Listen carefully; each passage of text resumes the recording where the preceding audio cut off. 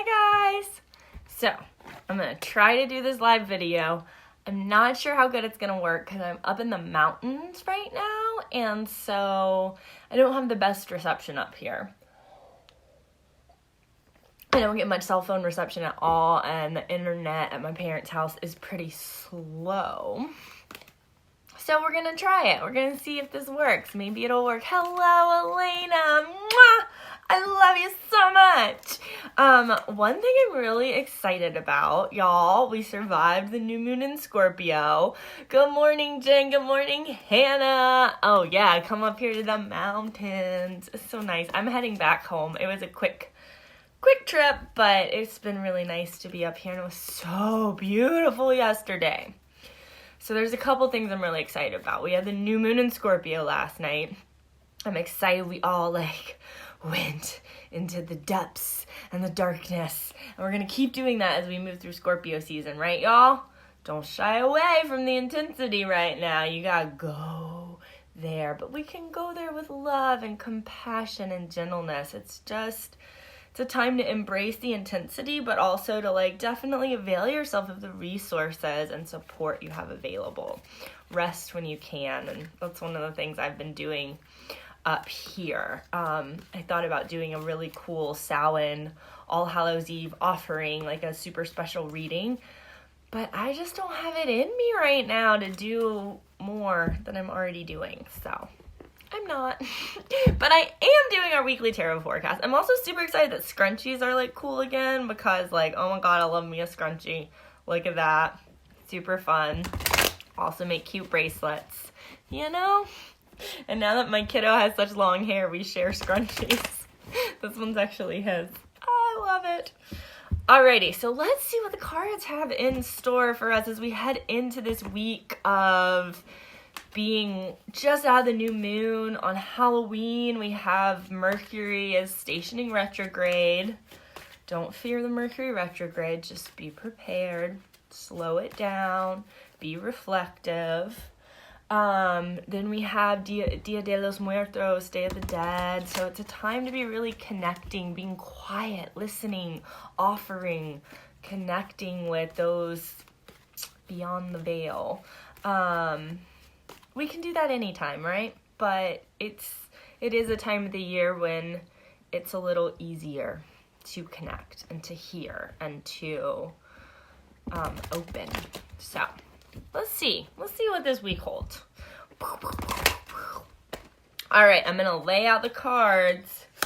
1, 2, wow, 3. Okay, here we go. The first card, and we've had her before, we have the Princess of Wands. She's showing up a lot for us. I love her. It's this sense as we start the week of moving in into an area where we're not totally firm on our feet, right? But we're willing and we have a desire. Scorpio definitely helps connect us with some deeper desires or passions, and the Wands is the suit of our creative expression, our passion, our wants. And the Princess of Wands is saying let's move in that direction even when we're not experts yet. I want you to note, because it showed up in all 3 of our cards, do you see there's these 2 hills or mountains behind her? They're more like hills because they're a little rounded at the top, okay? And she's balanced. She's got something to hold on to. And so as we start the week, moving in that direction, whatever has come to light for you over the past week, of hopefully you've realized something more that you're wanting, or something that's going to work better for you, but it's going to require you to move towards something that might be a little scary or challenging or uncomfortable, but know that you have support, okay?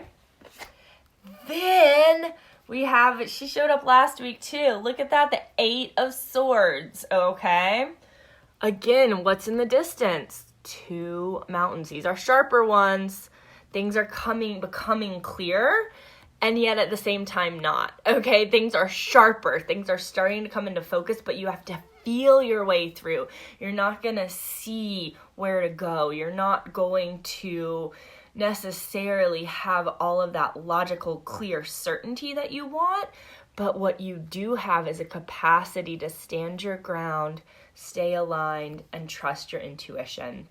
It might feel like there is some constriction in the direction you want to go, but you're not actually tied down. Okay, so feeling into resistance, and it could be that this card initially showed up reverse, and I'm reading that today as there's actually an internal resistance. It's like as you're moving in this direction that you're wanting to go, even as it's uncomfortable, it's generating all the fears, all the doubts, all the like, nope, don't go there, past pain from when maybe you tried to go in this direction of something you're really wanting, and it's like all the danger signs, all the possibilities of how it could go terribly wrong for you might be coming up. There's financial obstacles, there's this. But guess what? You can get through it, okay? So keep going. Or pause and just feel in deeper, all right? Then we end the week with Judgment. And now the mountains, y'all, this is just so cool to me. Look, we started with these hills, these like multicolored hills. Then we had like some sharper mountains. And now look at that. Look at those mountains in the distance. We have Judgment. And Judgment is about being able to see a different vision. There's this kind of mirror image right here. But look in the distance. Maybe they're the same, maybe they're not. But like we have to be able to see our own reflection, and we also have to be able to see the bigger picture. So you can see all the fears, you can feel them at least very strongly, but you can also see beyond to where you're actually wanting to go. It's clearer now. Look, it was blocked before. All the swords were in the way. You couldn't really make out the mountains as clearly. And here they were hills, right? Hills to the mountains, to the clarity. So, with Judgment, you're being asked to look beyond the illusion, look beyond first appearances, and really honor what you sense is the bigger picture, what you sense is true for you, and being able to open to new ideas, new beliefs, new experiences, because you're not just going to stay in the same place. You're not going to be held back by old ancestral patterns, by your own trauma, by any of this. You're going to take what you've experienced and you're going to merge it with your desire of what you're wanting, and you're going to find your path. All right? You are. But we're having to face some things. We're having to really be present to the ways we get in our own way, and to the ways our own pain becomes a part of our journey. That it doesn't need to stop us or hold us in place. That we actually have to like take that pain and be like, oh, wow, sometimes I have to pause as I'm trying to move forward, and I have to make space for my pain. And it doesn't always go away. Deep grief and deeply traumatic experiences stay with us, and it doesn't mean that we can't be better because of them, or that we can't tap into our resiliency. But to think that like we're just gonna forget something and move on, or we're just going to heal is a word I struggle with, because for me, healing is just the recognition of our inherent wholeness. That no matter what happens to us, we are still whole.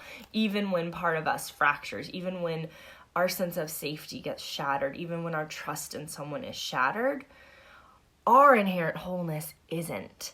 And so letting go of things that tell us we are broken, or we cannot have whatever we want or move towards whatever we're wanting, but that we do have to make space for the pain, for the fear, for the insecurity, and we need to be able to trust ourselves enough to seek support when needed, so that we can keep moving forward.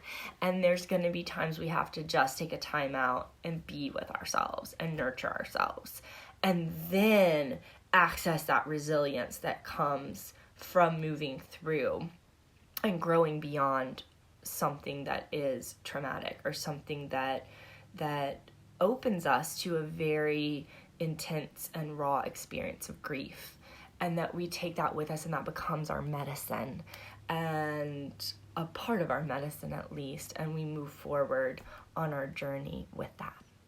Always whole, never broken. But needing to have moments where we feel very broken. Alrighty, y'all. Got a little deep and intense, but it's Scorpio season, so get your coffee or tea or golden milk or water or whatever you have today to hydrate and comfort yourself. Offer yourself comfort as much as you can throughout the season, throughout this week, and make time for quiet and listening and connection and opening to the magic that's really all around us. Pay attention to it, all right? Keep a little log. Note it.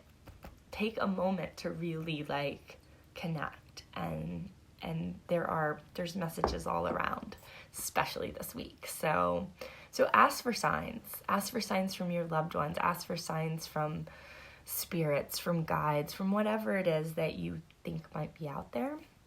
This is the best week of the year to really see what's possible and get some extra guidance, okay? All right. Have a good week. Bye.